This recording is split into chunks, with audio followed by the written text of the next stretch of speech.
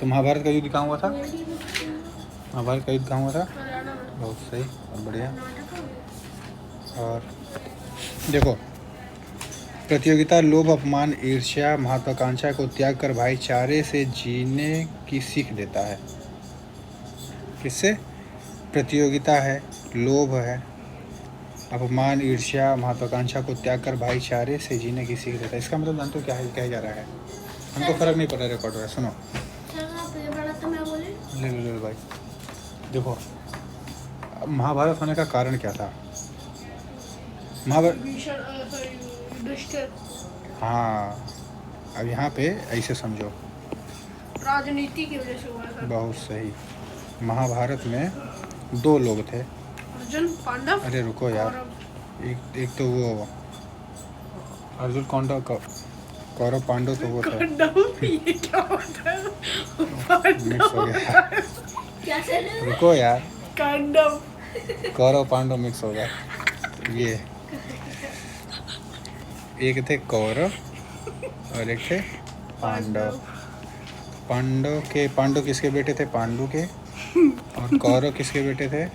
धृतराष्ट्र के।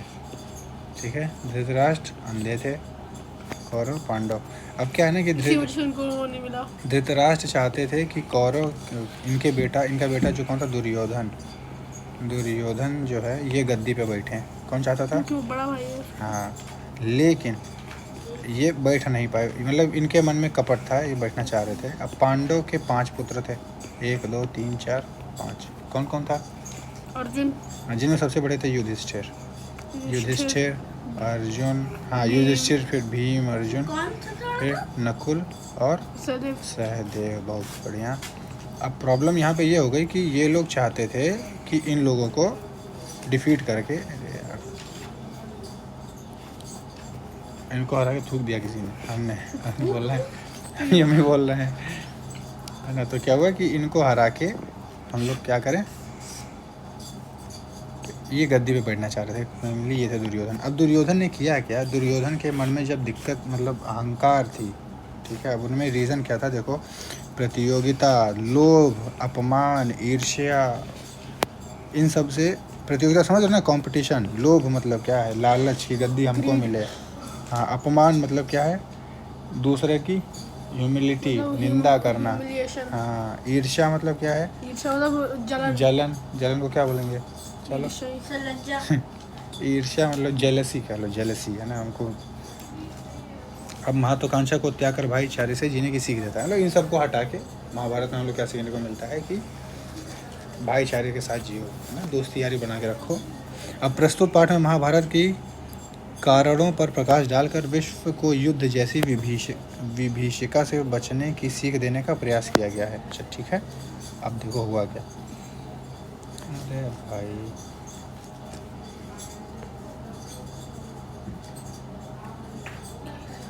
उतने ही रहने दें क्या? चलो उतने रहने। एक विशाल जल प्राप्त के निकट चट्टान पर एक व्यक्ति खड़ा है। वह कोई और नहीं, गुरु द्रोणाचार्य का पुत्र अश्वत्थामा है। ठीक, अब क्वेश्चन पूछ लेंगे कि अश्वत्थामा किनके बेटे हैं, तो क्या बताओगे? गुरु द्रोणाचार्य है। वह कोई और नहीं, गुरु द्रोणाचार्य कहते हैं, जो बोलेंगे वो वही है। गुरु द्रोणाचार्य का पुत्र अश्वत्थामा है। जो हम बोलते हैं वही होता है। जिनके घर बेसमेंट किससे शीशे के बने होते हैं, कपड़े बेसन में बदलते हैं। चलो, जो महाभारत युद्ध के पश्चात, देखो, जो महाभारत युद्ध के पश्चात द्रौपदी के श्राप से अमृतत्व के बोझ से दबा हुआ है। ठीक है, कौन दबा है? एक विशाल जल प्रात के निकट चट्टान पर एक व्यक्ति खड़ा है। वह कोई और नहीं, गुरु द्रोणाचार्य का पुत्र अश्वत्थामा है, जो महाभारत युद्ध के पश्चात द्रौपदी के श्राप से अमृतत्व के बोझ से दबा हुआ है। द्रौपदी ने श्राप दिया था इनको, अश्वत्थामा को। अभी श्राप है, देखो ये श्राप, हमें आगे देखते हैं क्या होता है। तभी उसे एक ऋषि दिखाई दिए। वह उनकी ओर चीखते हुए भागा। सत्यवती और मुनि पराशर के पुत्र महाकवि वेद व्यास जी, कृपया मुझे द्रौपदी के श्राप से मुक्त कराइए। ठीक है, अश्वत्थामा भागे वेद व्यास जी के पास इनको जो है द्रौपदी के श्राप से इनको मुक्त कराया जाए, कह रहे हैं। उसकी चीख में हजारों घायल प्राणियों का दर्द था। इतना तेज चिल्लाते हुए आए कि इनकी चीख में हजारों घायल प्राणियों का दर्द था। उससे पिंड छुड़ाने के लिए महाकवि व्यास तीव्र गति से चलने लगे। जो महर्षि वेद व्यास जी थे, ये बचाने के लिए और तेज रूप से चलने लगे, इनसे बचने के लिए अश्वत्थामा से। वे चलते चलते कुरुक्षेत्र पहुंच गए। कौन? वेद व्यास जी चलते चलते कहाँ पहुंच गए? कहाँ पहुंच गए? हाँ, अश्वत्थामा कहाँ पहुंच गए? कुरुक्षेत्र पहुंच गए। उन्होंने देखा कि विराट कुरुक्षेत्र की सारी भूमि लाल हो चुकी है ना। कुरुक्षेत्र की सारी भूमि क्या हो गई है? लाल हो गई। युद्ध समाप्त हुए बंद हो जाएगा। युद्ध समाप्त हुए समय बीत गया, लेकिन रक्त सिंचित भूमि आज भी लाल है। मतलब खून से सनी हुई भू है। अरे यार, एक पोयम है रश्मि रथी की, बहुत तगड़ी पोयम है, अभी सुनाते हैं, उसी से रिलेटेड है, इसी के साथ ही सुना देंगे, तो इसी में सेव हो जाएगा, फिर डाल देंगे, देख लेना वहाँ पे जाके। रक्त संचित भूमि आज भी लाल है। उन्होंने हाथ से मिट्टी उठाई और उसी समय उनके कानों में युद्ध के समय की ध्वनियाँ गूंजने लगी। किनके कानों में? वेद व्यास जी के कानों में उन्होंने मिट्टी उठाई और उनके कान में युद्ध की ध्वनियाँ गूंजने लगी, है ना। लेकिन उस युद्ध को बीते समय हो गया, लेकिन फिर भी उनके कानों में अभी भी ध्वनियाँ गूंज रही हैं। उन्होंने देखा कि एक किसान हल चला रहा है और धरती से टूटे हुए अस्त्र बाहर निकल रहे हैं, साथ ही मानव हड्डियां भी निकल रही हैं। किसान हताश हो गया। युद्ध समाप्त होने के बाद से ही आकाश में बादल छाए हैं, लेकिन वृष्टि नहीं होती। वृष्टि माने वर्षा नहीं होती, ठीक। हताश का मतलब क्या है? निराश है। रक्त से सींचा हुआ, देखो रक्त संचित मतलब रक्त से सींचा हुआ। दूसरा तेज है, कहाँ पे है? अच्छा, व्यथित मतलब होता है परेशान, और दूसरा कहाँ गया? तीव्र मतलब तेज, ठीक। यहाँ वहाँ कहाँ चले गए? इधर बैठो, इसे में देखो, ठीक है। ये वर्ड, मिट्टी लाल है। ये वर्ड मीनिंग याद कर लेना, ये सारे, ठीक है।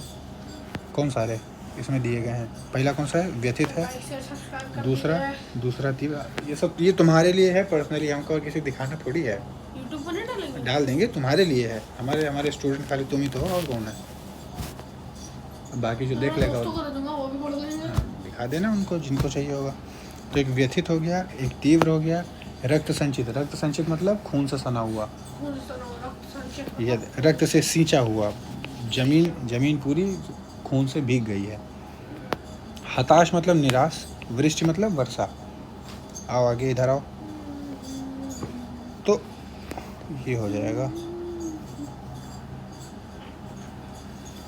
देखो, वेद व्यास ने नगर की राह पकड़ी।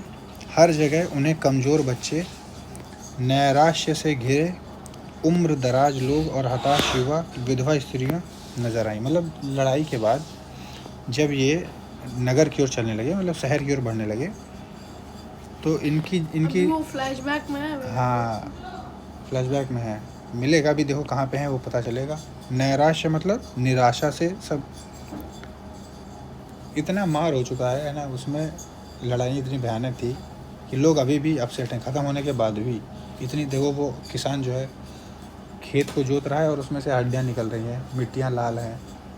मतलब कितने एक्सट्रीम लेवल पे वो युद्ध हुआ था कि कितने समय बीतने के बाद भी आज भी उसकी मिट्टी रेड है। आज भी कहते हैं कि आज भी रेड है ना। युद्ध सोचो कितना भयानक हुआ होगा वो। तो नैराश्य से पता चलेगा। लोग हताश युवा, विधवा स्त्रियां नजर आईं, मतलब जिनके हस्बैंड भी वहाँ पे मतलब उस युद्ध में मारे गए। जब उन दोनों के बीच में दुर्योधन और अर्जुन के बीच में लड़ाई हो गई थी, तो फिर वो दोनों गए थे कृष्ण के पास, है ना। तो सबसे पहले गया वो बैठा, तो क्या नाम, दुर्योधन जाके, कृष्ण उस टाइम पे सो रहे थे, तो दुर्योधन जाके सर के सामने जाके बैठ गया, है ना। और फिर उसके बाद ही अर्जुन आके उनके पैरों के सामने जाके बैठ गए। फिर जब कृष्ण उठे तो सबसे पहले अर्जुन को देखा, तो उन्होंने बोला कि वाह तुम सबसे पहले आए हो मेरे यहाँ पे। फिर उसने पीछे से दुर्योधन ने बोला सबसे पहले मैं आया हूँ। तो फिर उसने बोला कि इसी बात पे तुमको एक चांस देता हूँ, या फिर महाभारत के युद्ध में, या फिर तुम कृष्ण की पूरी सेना, जो लाखों की भरी हुई सेना है, 1000 हाथी हैं, 1000 वो हैं, या फिर अकेला वो, जो कि वो भी नहीं उठाएगा आपको, शस्त्र नहीं उठाएंगे, शस्त्र नहीं उठाएंगे हाँ। श्री कृष्ण तो भगवान। फिर युधिष्ठिर ने सोचा कि ये तो कुछ भी नहीं करेगा। वहीं पे वो गलती कर बैठा, उसको वो भगवान या इंसान समझ बैठा। और उसने उसकी आर्मी चुन ली, उन्होंने बोला था लेकिन वो ये भूल गया कि वो आर्मी उसकी है, इनकी है, इन्हीं की थी। हाँ। कृष्ण भगवान की आर्मी है वो। चलो वही कृष्ण को वो इंसान समझ बैठा। देखो, कहते हैं अभी उस पोयम जो हम बता रहे हैं, रामधारी सिंह दिनकर जो बोले हैं, उन्होंने बोला है, उस पोयम अभी पढ़ेंगे तब तो दिमाग खराब हो जाएगा। उन्होंने कहा, जब नाश मनुज पे छाता है पहले विवेक मर जाता है।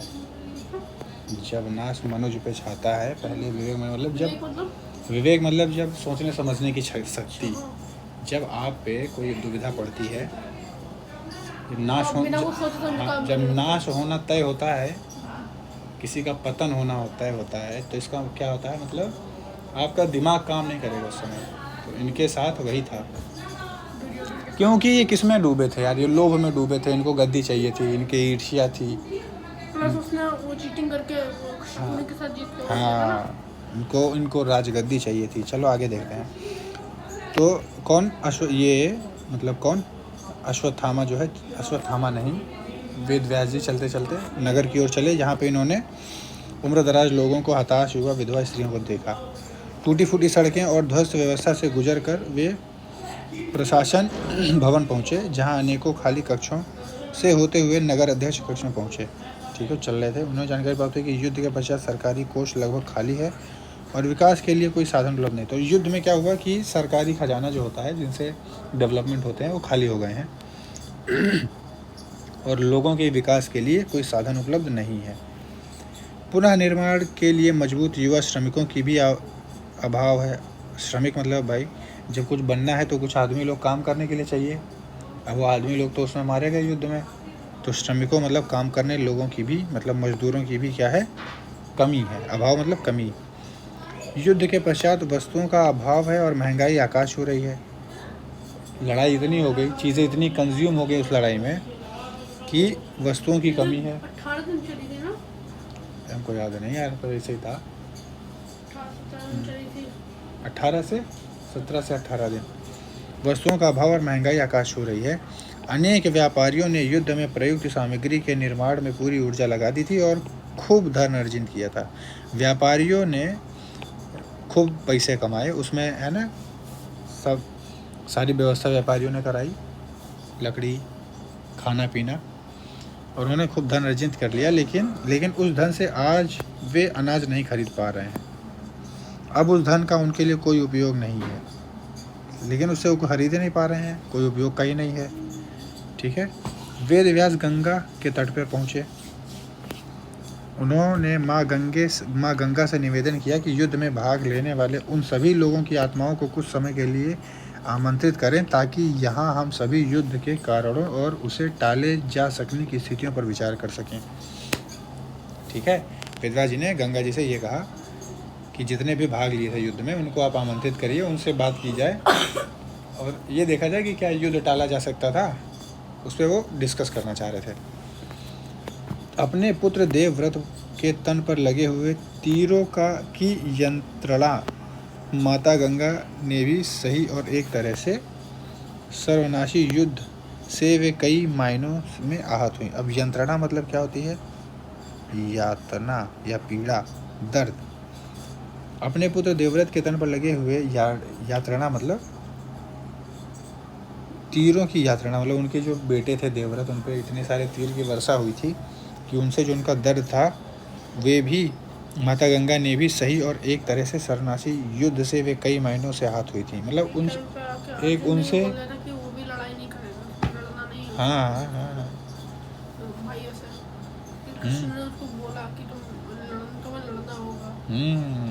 कृष्ण भगवान इस टाइप पे तुम सही जवाब पे हो, बात भाई भाई की नहीं है, भाई इसके उस जगह पे है, कौन सही है कौन गलत है। हाँ बिल्कुल, वो चीटिंग करके वो पूरी राज जीत लिया।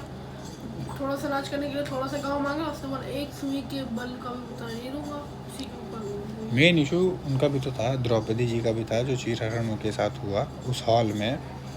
उससे उनने कुछ भी नहीं बोला। हाँ तो उसमें भी एक समय पे बोला गया था ये कि वो सब जो मूक बने बैठे हैं, मूक मतलब शांत। अरे यार बहुत सही चीज़ है, एक बार पढ़ना चाहिए। जो शांत बने बैठे हैं उनको भी पे करना पड़ेगा, आपने कुछ नहीं किया। उन्होंने धरती की पीड़ा की भी अनुभूति हुई। दरअसल युद्ध कहीं भी लड़ा गया हो, सबसे अधिक क्षति मतलब नुकसान तो नदी और नारी को ही पहुंचती है। सबसे अधिक क्षति मतलब क्षति दर्द मतलब देखो, नुकसान, क्षति मतलब नुकसान तो नदी और नारी को ही पहुंचती है। गंगा की गोद से उनका अपना पुत्र भीष्म जागा और अपनी माँ गंगा को प्रणाम करके सतह पर पहुंचा, है ना। कौन जागा? भीष्म पितामह उनके गोद से जागे और प्रणाम किया उन्होंने। इसके बाद देखे करके सभी योद्धा, युधिष्ठिर, भीम, दुर्योधन, विदुर, कृष्ण, शकुनी आदि तथा द्रौपदी, कुंती, गांधारी, मर्यादा आदि सभी उपस्थित हुई। सब लोग आ गए, उपस्थित हुई, ठीक है।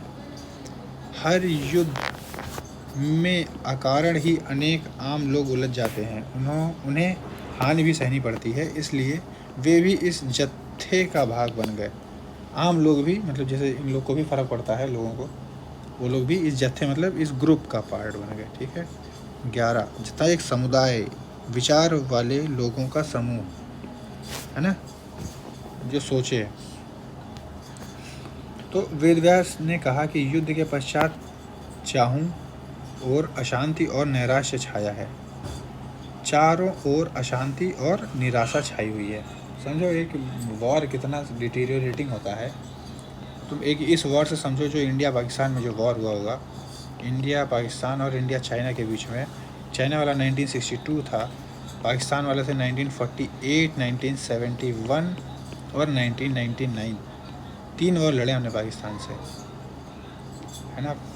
सोचो कितना डिटीरियोरेटिंग लोग। पार्टीशन समझ लो यार, पार्टीशन जो हुआ, कितने हॉरर्स है उस पार्टीशन के।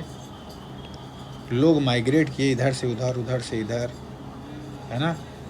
बताएंगे कभी आराम से कि पार्टीशन में कितने नुकसान हुए। करीब मिलियंस और मिलियंस लोग डिस्प्लेस हो गए, मिलियंस लोग मारे गए यार, रेप वगैरह हो गया भाई।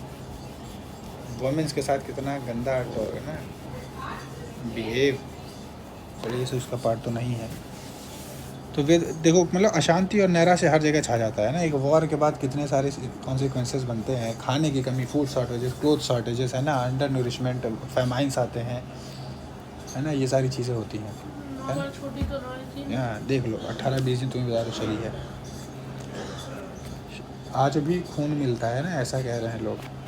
तो शवदाह के लिए अनेक वृक्ष काट दिए गए हैं। भैया बॉडी जलाने के लिए कितने पेड़ काटे गए, ये कहाँ पहुँच गया, ठीक। प्राकृतिक संतुलन भंग हो चुका है, जिसके कारण ऋतुओं का चक्र बदल गया है। प्राकृतिक संतुलन बदल गया मतलब जो क्लाइमेट के चेंज होने की फिनोमेना थी वो सारी चेंज हो गई है। प्रॉपर क्लाइमेट आ नहीं रहे हैं। अनेक नई व्याधियों का जन्म हो गया। व्याधियों मतलब परेशानियाँ, बीमारियाँ। अनेक नई बीमारियों का जन्म हुआ। जड़ी बूटियाँ उपलब्ध नहीं है। जीवन का साधारण व्यवस्था का भी लोप हुआ है। साधारण व्यवस्था भी खो गई है। साधनों के अभाव से अधिक अभाव इच्छा शक्ति का हुआ है। अभाव मतलब कमी, साधन का अभाव तो है ही है, साथ साथ में इच्छा शक्ति का हुआ है। लोगों के अंदर की कॉन्फिडेंस कम हो गया है ना। क्या करेंगे इस वॉर, इस इतने खतरनाक वॉर के बाद लोग करेंगे क्या। आज की सभा का उद्देश्य यह है कि हम युद्ध के कारणों की खोज कर भावी पीढ़ियों को इस तरह से विभीषिका से बचाने का संदेश दें। मतलब इस डिस्कशन का मेन रीज़न ये है कि हम आने वाली जनरेशन को हम ये बता सकें कि एक वॉर से कितनी सारी चीज़ें जो होती हैं अफेक्ट होती हैं। क्लाइमेट बदल गया, खाना चला गया, फेमाइंस आ गए, लोग मारे गए, कई लोग विधवा हो गई औरतें, कई घर में लोग मतलब है ना, हर एक के मेल मारे गए। कुछ डेवलपमेंट करना होगा तो आदमी नहीं है, मजदूर नहीं है, कहाँ से काम होगा। सबसे पहले कुंती और गांधारी बताएं। कुंती ने बोला, मुझे लगता है कि पिता के जन्मांध होने और माता गांधारी द्वारा अंधत्व ओढ़ना ही युद्ध का मुख्य कारण है। कुंती कहती हैं, उनके पिताजी जो जन्म से अंधे थे, धृतराष्ट्र, और माता गांधारी को इनको जो है ना अंधत्व ओढ़ना, मतलब जो है अपने सामने की सही रियलिटी को नहीं देख पाना, उसी यही कारण है कि युद्ध हुआ। उन्होंने मार्ग से भटके हुए अपने पुत्र दुर्योधन को गलती का अनदेखा कर दिया। किन्होंने?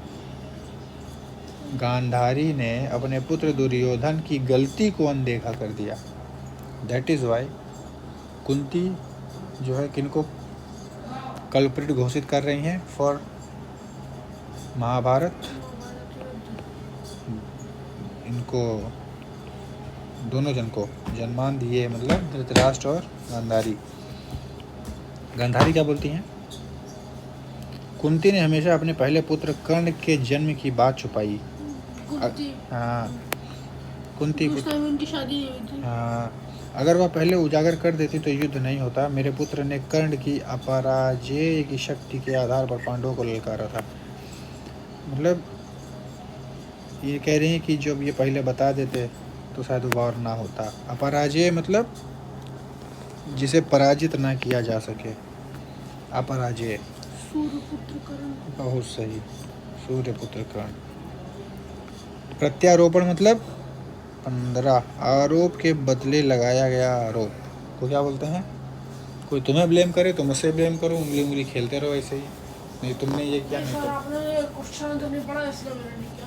तुम्हें खुद से नहीं पढ़ा तो ये तुम्हारी गलती है सर। ये तो गलत बात है। एक ही घंटा पढ़ा है यार। प्रत्यारोपण करते रहो। उनको रोका क्यों नहीं? वो तुम्हारी गलती है। अभी वार हो जाएगा। नहीं गिरा गिरा के मारेंगे यार। नहीं तो तभी द्रौपदी की नज़र एक महिला पर पड़ी जो स्वयं को छुपाने का प्रयास कर रही थी। वो कौन है भैया? द्रौपदी ने उससे कुछ बोलने का आग्रह किया। उन्होंने बताया कि मैं मर्यादा हूँ, रानी अंबालिका की दासी और विदुर की माँ। रुक जाओ, ख़त्म कर लें इसको, फिर ख़त्म है तो हो गया। अच्छा एक बचा है, एक पेज ख़त्म कर लें फिर इसको अपलोड मार देंगे, यहीं बैठ के मार देते हैं। विदुर माँ, मैं मर्यादा हूँ, रानी अंबालिका की दासी और विदुर माँ। अभी पॉज करना हमको नहीं पता है, पॉज होता है नहीं होता है हमको मालूम है नहीं। अरे कुछ करना नहीं, कैंसिल हो जाएगा, डिलीट हो जाएगा। नहीं नहीं ख़त्म हो जाएगा, हमको डर लग, इतना समय खराब हो जाएगा सीधा सीधा। जब प्रायश्चित के लिए महाराज पांडु वन के लिए गए तो एक अयोग्य शासक के रूप में दृष्टिहीन धृतराष्ट्र को राजा बनाया गया। ये एक काम करिए, यहीं तक रोक देते हैं इसको, पानी पी लेते हैं, फिर नेक्स्ट अपलोड कर देंगे दूध, है ना। तो इसको यहाँ पे आपका नेक्स्ट वीडियो आएगा 2 मिनट बाद। लाइक सब्सक्राइब कर दीजिए। जय महाकाल।